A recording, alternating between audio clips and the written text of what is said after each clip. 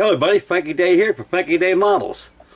Okay fellas, for today I have the final reveal for the USS Maryland, scale 1/700 by Trumpeter. Okay guys, this is the final reveal for her. I think it's video, what, 3, 4? Not too many. I think it's video. I think it's video 3. I'm sorry fellas. This thing wasn't easy, I'll tell you. When you're dealing with something about this big, you know, about 10 inches long, it's takes a lot of eyeballs to get that thing going. You know, I can still build them. You know, there's no problem building them with a small. I think they're a good therapy for my eyes, especially at my age. And my eyeballs still work good. And so, actually, I'm pretty well blessed with a good set of eyeballs at my age. I could build something this small. A lot of people kind of afraid away from it because it's too small. But smallness and bigness has nothing to do with it. It's all about skill and patience. And believe you me, this thing acquires patience. The good folks at Trumpeter captured the overall appeal lines of the USS Maryland. The USS Maryland is one out of 3 Colorado-class battleships that were launched back in 1921 during the Washington Treaty campaign. And she had 16-inch guns. I thought they were 14-inch, but they're 16-inch. I think the only battle wagons that pretty dreadnoughts that had 14-inch guns was in the Nevada class, which is the Oklahoma and Nevada. I think they had 14-inch guns. And the rest of the battle line had 16 inches. It opened mount 5-inch 25. They had 10 of those. And it had 5-inch 25. Closed casement mounts below the main deck. 624 feet from bow to stern. 72,000 tons. A good sized battleship. But compared to later designs during the war, she was dwarfed by the size of the Iowas. Came to view back in 1943, 44. I've got the USS West Virginia, her sister ship. It's a 1/350 scale. I got it in lockdown in my storage warehouse facility, and it's pretty much almost like it. And I've been thinking about bringing it out of mothballs and do some cleaning up work and make a builds of the past video of it compared to this here. Right now, I've got her probably sitting right over there next to Isabella. We can zoom in a little bit here.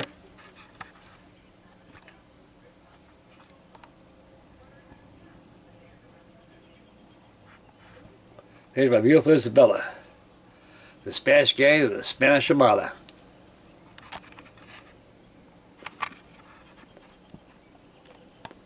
I got a lot of stuff coming along too, fellas. I went my stash. I got this ICM model. It's 1/350 scale. I'm starting to work on this too. This here is the Kriegsmarine, Battle of Jutland, the German battleship Markgraf. She's a third of the Koenig class battle wagons, 575 feet in particulars, 14-inch guns. A nice kit. I was sending all the same lines, the party lines, also the nubs and stuff from the molds where it came out of. A nice kit so far. I got the screws on it. It has triple screws like that of the Titanic and the Bismarck, the Pennsylvania, and the rest of the fine German battle line. It's like a fun build. I'm going to put some weight in this thing. It's pretty light. I got some lead bars I'm going to epoxy in there to be giving some umph. Okay, getting carried away of course. Oh, also, before we get to the final reveal, I'm kind of doing things here. I'm here everywhere, guys. I'm working on this. Freddie Duarte gave me this. This is the Baltimore class cruiser. This is the USS Baltimore. It could be the Helena. It could be the St. Paul. It could be any name of this class. And to my amazement, I had no idea, which does come to the reason to make sense. This thing here is bigger, the same scale as 1/700 scale. This thing is probably about a good, maybe almost 2 or 3 inches bigger than the USS Maryland, my battleship, same scale. Well, it's naturally, this thing came out in 1942. This thing was 670 feet long. The Maryland was only 624 feet long. So there's a great difference there in length. But in breadth and width of the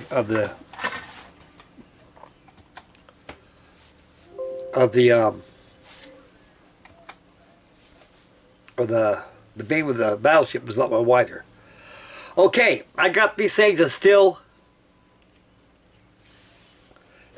shots, as usual. I can using my camcorder here, and I'm gonna swing this camcorder around. We'll take a look at this and review it, and come right back and finish up the video.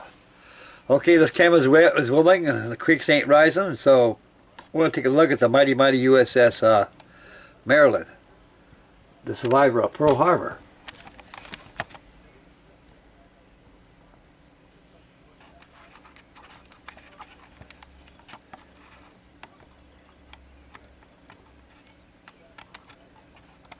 Okay, that's the first shot of it. What I used, these things were painted in measure 5D. During Operation Rainbow 5, they went to dark sea blue. Now you can see in dark sea blue, the dark sea blue is starting to fade out a little bit against the 5D. Is because that's the problem the Navy had with the blues. They were fading out a lot because something about the salt air and seawater, it causes fresh paint like that to, it's like anything, it's just in the elements, it's just wear and tear. The weathering is done in pastels. I've been using pastels for decades on my builds. I think they're far more superior than washes. Far more superior than using oils, and less messy. I think I did a video of that on my USS Hood. No, HMS Hood. Excuse me, fellas. I mean to call it a United States Navy ship, the HMS Hood, and also on the battleship HMS King George V. Did the same thing. I did a video of that to show you how I do the pastel method. It works very well. This thing was painted with Vallejo, dark sea blue.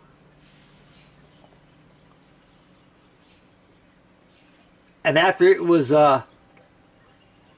dried, I went back with a large brush, about a ½ inch wide brush, and got some intermediate blue. Saturated brush, intermediate blue. Wipe it very cleanly as I can on a soft rag, paint rag, to get rid of most of the pigment from it, and just dry brush the hell out of it. And it comes out like this. Pastels is done on the rest to simulate salt water, rust and everything. The decks were painted Tamiya deck teak. When deck teak was dried, I applied a color of clear varnish, gloss. Let it dry 24 hours. Came back, gave the deck a wash of brown. Then I brought out the caulkings on the deck. You got to get a close-up look at the model to see simulate the caulkings of the wash, but they're still there. And I gave the chain plates, the anchor chains, a wash. Rigging's done with sprue. You got to be very gentle, guys. Very gentle. Those cage masts are fragile. A mean fart from the wind will cause these cage masts to tumble down. So what I'm trying to say is, be careful of brushes in your hand. Any objects near it hits that thing, and it'll crush it, and you'll pull your hair out.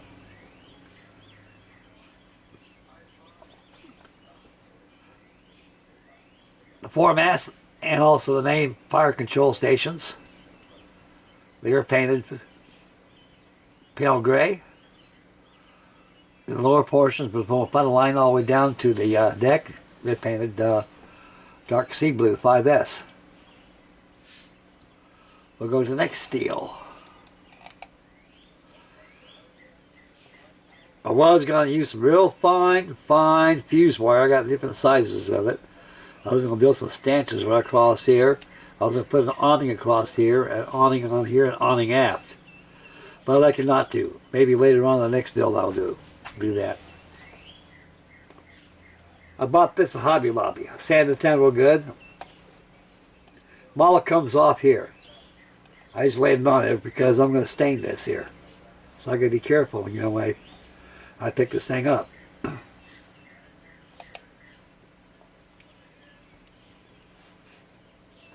You got the outriggers over here. We'll come all the way down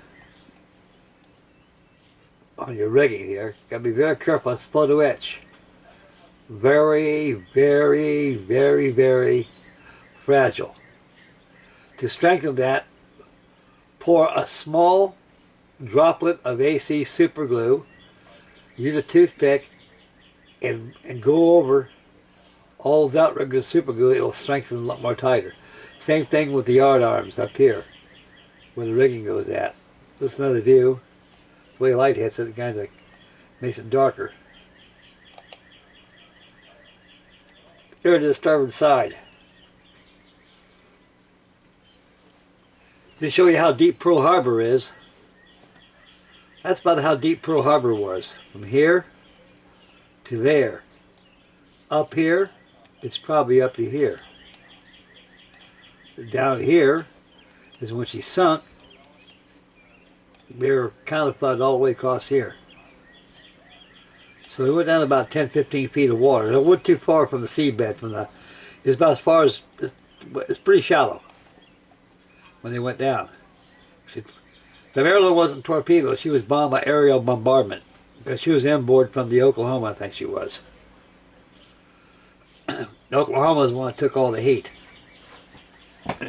She just got hit with high altitude bombers, probably those type Kates, Type 97, Kate torpedo bombers, high level bombers. Of course, a lot of zeros strafed them too as well.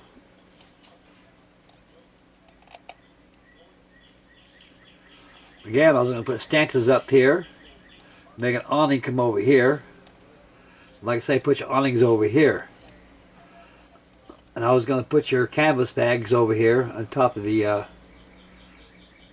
Firebase 25s, elected not to.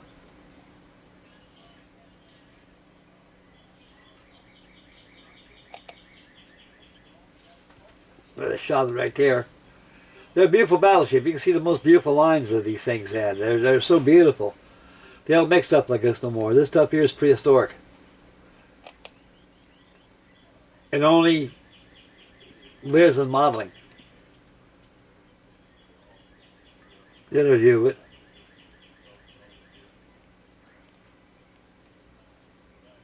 It looks a lot better in real life than it does in the picture spells. It really does. This thing is very difficult to build. With so many small parts, it opens a lot of doors.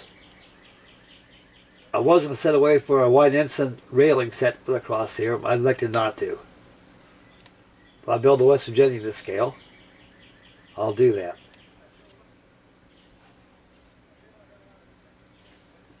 This is a real nice model. It goes together very, very well. It goes together with ease, but it's so small, and you got a lot of small parts, and you got to have patience. Now I tell you, I have the patience of an oyster and a turkey vulture. I'm a very patient man. I had this on my ship here. Like I was telling everybody, you got to be careful about these fire control stations and everything, all this stuff here. This ship was rigged just like this. This is the second time I rigged this.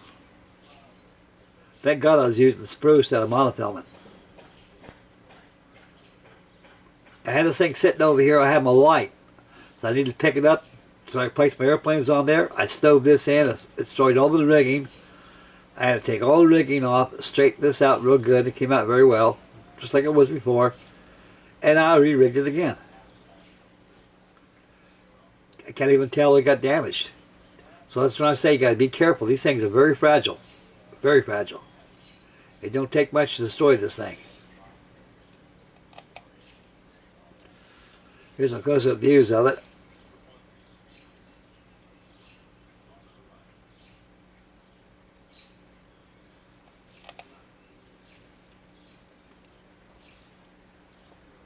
I got my SPD dauntless, my 1/32 scale dauntless. That's a Matchbox one did.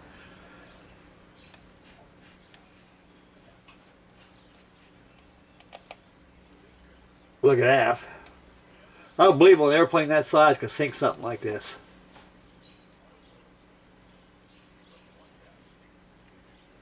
That's what General Billy Mitchell tried to prove. There was how in the heck an airplane this small sank a battleship? You're nuts. You're nuts. And Billy Mitchell says, I'll prove it to you. Well, I'm not nuts. I proved to you that it's infallible, and he did. By using a Martin M4 bomber. Of course, the brass out there are looking watching this demonstration. Drop a 1,000-pound bomb on the captured battleship Australian. And boom, the fire station blew over. Pretty soon she just turned over and sunk. All they did, only reaction that the brass got was they took their caps off and scratched their head and said, I'll be damned. That's about as far as it goes. Nothing else was heated from there. Using this scale, it's very, very difficult to add more to it unless you get aftermarket parts or you really got the patience to do more on it. The better die gear you got, the better it's going to be to build these things.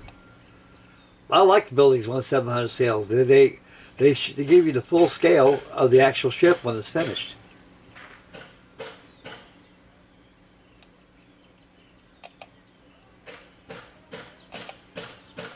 There she is, fellas. There's me, happy boy. Turn the camera around to yours truly. Too much of these is a bad thing.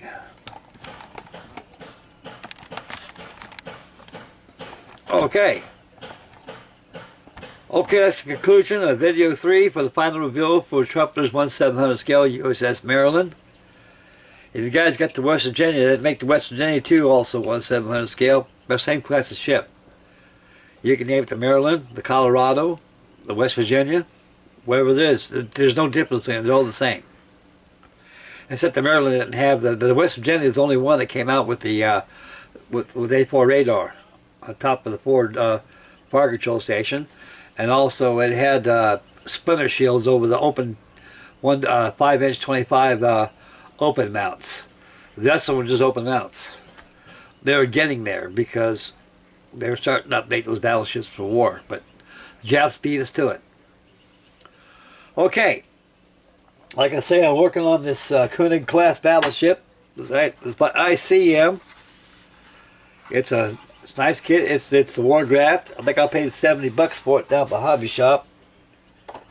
It's expensive. It comes in a box like this when you get it.